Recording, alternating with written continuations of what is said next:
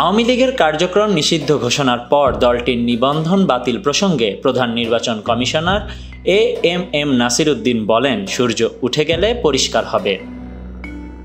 সোমবার নির্বাচন ভবনে এক বৈঠক শেষে সাংবাদিকদের প্রশ্নের জবাবে তিনি মন্তব্য করেন। প্রধান নির্বাচন কমিশনার বলেন, সরকার কর্তৃক দলটির কার্যক্রম নিষিদ্ধের গ্যাজেটটি এখনও পায়নি। গ্যাজেটটি আসেনি, তাই সিদ্ধান্ত নিতে পারিনি। অফিসিয়াল গ্যাজেট না পেলে তো কিছু বলা যায় না। প্রজ্ঞাপন হলে নিবন্ধন বাতিল হবে কিনা এমন প্রশ্নে তিনি বলেন, সেটি হলে বলতে পারবো। আমরা এই দেশের জন্য কাজ করি, সূর্য উঠলে দেখতে পাবেন, প্রজ্ঞাপন হলে জানতে পারবেন। অন্য এক প্রশ্নের জবাবে সিইসি বলেন, নির্বাচন কমিশন বাংলাদেশের একটি প্রতিষ্ঠান। আমরা কনসার্ন কার্যক্রম নিষিদ্ধের প্রজ্ঞাপন পেলেই ব্যবস্থা নেওয়া হবে। Desk report, news now 24।